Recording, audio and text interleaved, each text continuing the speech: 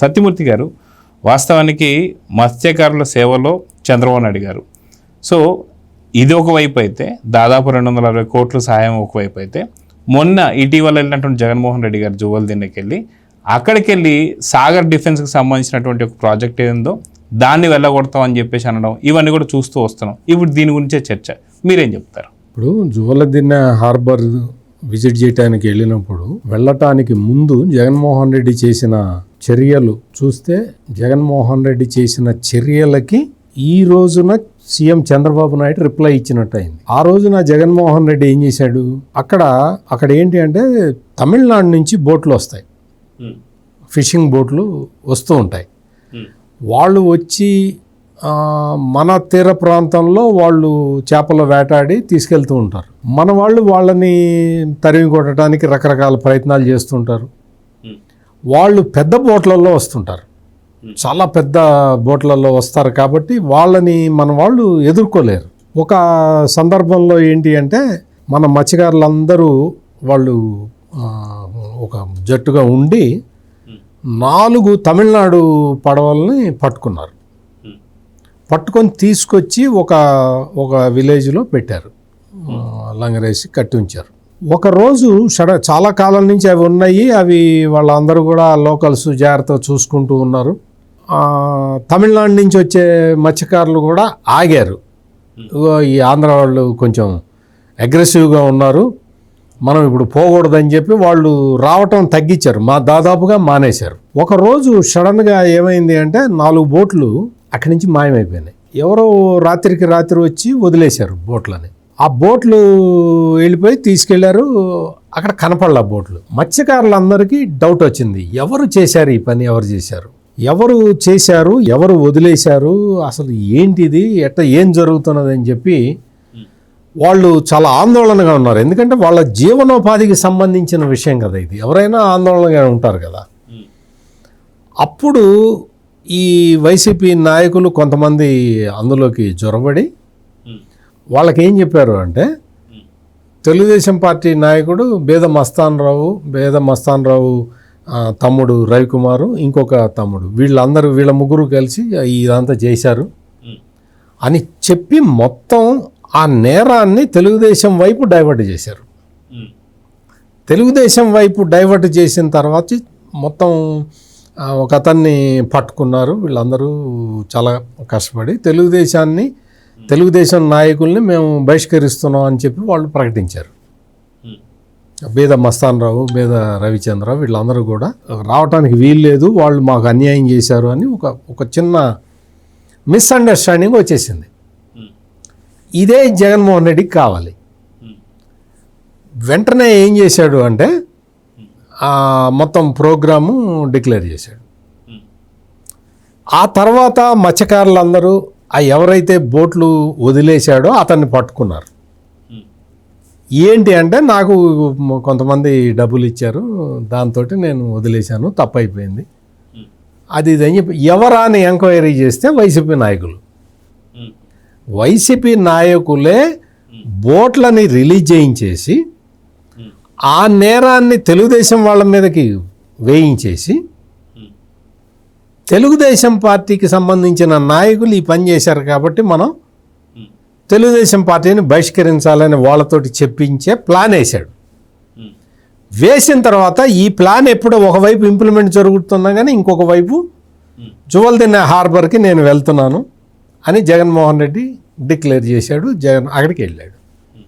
ఈ జగన్మోహన్ రెడ్డి వెళ్ళే లోపల అక్కడ వాళ్ళకి తెలిసింది ఏంటంటే, ఇదంతా వైసీపీ వాళ్ళే కుట్ర పన్నారు. అక్కడ షిప్పులు పడవలన్నీ వదిలేయించడానికి కుట్ర పన్నింది, తెలుగుదేశం మీద అభియోగం మోపింది. ఇదంతా కూడా వైసీపీ గేమ్ ప్లాన్లో జరిగింది అని అక్కడ స్థానికంగా వాళ్ళకి అర్థమైపోయింది.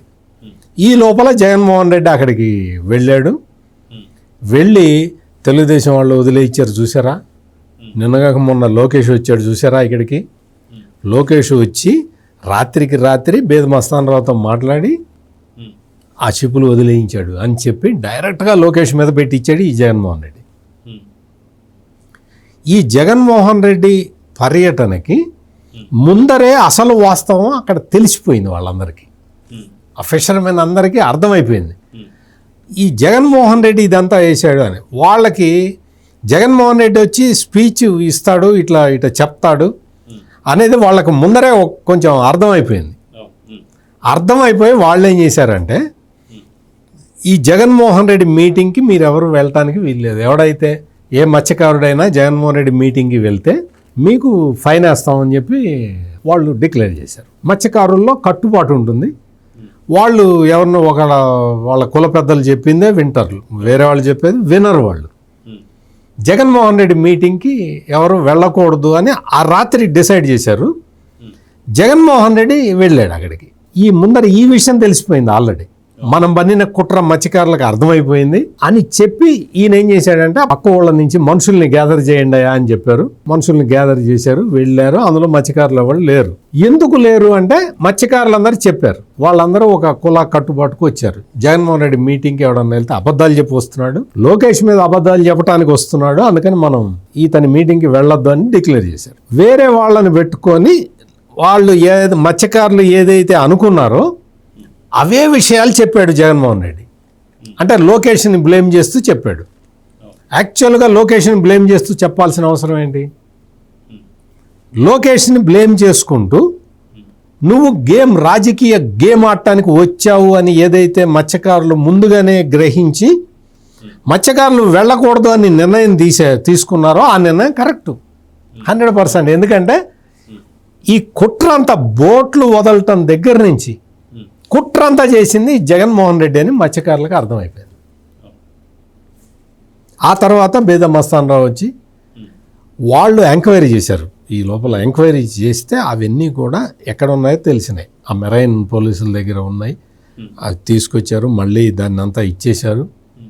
అంటే జగన్మోహన్ రెడ్డి వేసిన కుట్రని విజయవంతంగా భగ్నం చేశారు. ఆ టైంలో ఆ జువల్దిన్న హార్బర్కి దగ్గరికి వెళ్ళిన ఈ జగన్మోహన్ రెడ్డి తెలుగుదేశం పార్టీ మీద బ్లేమ్ చేయటమే కాకుండా అక్కడ సాగర్ డిఫెన్స్ ఫ్యాక్టరీ అనేది ఒకటి పెట్టబోతూ ఉంటే ఆ సాగర్ డిఫెన్స్ ఫ్యాక్టరీని ఇక్కడి నుంచి నేను వెళ్ళగొడతాను అది ఇది అని చెప్పి ఏదో మాట్లాడాడు అక్కడ. ఇవన్నీ చేసిన తర్వాత జగన్మోహన్ రెడ్డికి అర్థమైన విషయం ఏంటంటే, మనల్ని అక్కడ ఫిషర్మెన్ నమ్మలేదు, ఇంత ప్రయత్నం చేసాం, ఇంత తిప్పలు పడ్డాం, ఇంత తాపత్రయపడ్డాం, మొత్తం బేద మస్తానరావు మీదకి మొత్తం బ్లేమ్ వేసాం, బేద మస్తానరావు వెనక ఉన్నది లోకేష్ అని నమ్మబలిగాం, అయినా ఎవడూ నమ్మలేదు అని జగన్మోహన్ రెడ్డికి అర్థమైంది. ఈ రోజున ఇవాళ ఈ మత్స్యకారుల సేవలో అనేది ఇది వరుసగా 2వ సంవత్సరం. చేపల వేటకి కొంత విరామం ఉంటుంది. మత్స్యకారులు మొత్తం 365 రోజులు సముద్రంలోకి వెళ్ళలేరు. వాళ్ళకి కొంత ఈ సమ్మర్ టైంలో కొంత విరామం ఇస్తారు. అంటే వాళ్ళకి విరామం ఎందుకు ఇస్తారు అంటే, మొత్తం సముద్ర జీవుల్ని రోజు వెళ్ళి వేటాడుతూ ఉంటే అవి తగ్గిపోతూ ఉంటాయి కదా. అందుకని అట్లా కాకుండా ఒక 45 డేస్ సముద్రంలోకి వేటకు వెళ్లకుండా ఆపుతారు. 35 నుంచి 45 డేస్ ఆపుతారు. ఆ టైంలో మళ్ళీ అవి వృద్ధి చెందుతాయి, పర్యావరణానికి విఘాతం కలగకుండా ఉంటుంది అనేది ప్రధానమైన కారణం. మరి మత్స్యకారులకి ఆ రోజుల్లో మరి జీవనోపాధి ఎట్లా? నువ్వు పర్యావరణాన్ని కాపాడుతున్నావు సరే, మరి మత్స్యకారులను కూడా కాపాడుకోవాలి కదా. అందుకోసమే చంద్రబాబు నాయుడు సంవత్సరానికి 20,000 రూపాయలు, అంటే చేపల వేట నిషేధ టైంలో వాళ్ళు బతకాలి కాబట్టి వాళ్ళకి సంవత్సరానికి 20,000 రూపాయలు ఇస్తున్నారు. ఇది 2వ సంవత్సరం.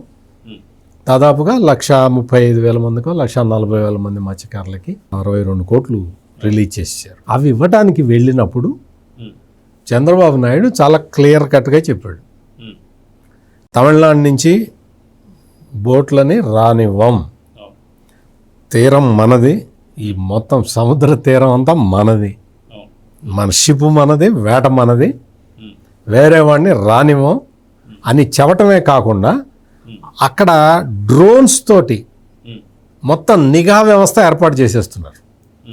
మొత్తం కోస్టల్ గార్డ్స్ అందరు కూడా పెట్టేసి వాళ్ళ దగ్గర నుంచి వాళ్ళు సముద్రం లోపల ఉంటారు, వాళ్ళు సిగ్నల్స్ పంపిస్తే వస్తుంది లేనిది అని మొత్తం సమాచారం వచ్చేస్తుంది. కలెక్టర్ దగ్గరకు వస్తుంది, కలెక్టర్ అప్రమత్తం అయిపోతాడు. ఇది టోటల్గా అక్కడ ఒక వ్యవస్థని ఎస్టాబ్లిష్ చేసేసింది కూటమి ప్రభుత్వం. అక్కడ నెల్లూరు జిల్లా కలెక్టర్గా ఉన్న హిమాంశు శుక్లా ఎప్పుడైతే ఈ పడవలు మాయమైనాయో వెంటనే ఆయన రంగంలో దిగాడు. ఆయన రంగంలో దిగి చెప్పాడు, మీ వేటకి మేము ఇట్లా చేయబోతున్నాము, ఆ షిప్పుల్ని మళ్ళీ పట్టుకొస్తాం మేము అని చెప్పి ఆయన వెంటనే యాక్షన్లోకి దిగాడు. వాళ్ళకి మత్స్యకారులకి అష్యూరెన్స్ ఇచ్చాడు హిమాంశు శుక్లా కలెక్టరు. సో ఇవన్నీ కూడా ఇవన్నీ జరుగుతాయని జగన్మోహన్ రెడ్డి ఎక్స్పెక్ట్ చేయలే. బ్లేమ్ వేసేద్దాం తెలుగుదేశం మీద, మనం గడిచిపోతుంది, మన రాజకీయం నడుస్తుంది అనుకున్నాడు. కానీ అప్పుడు అట జరిగింది.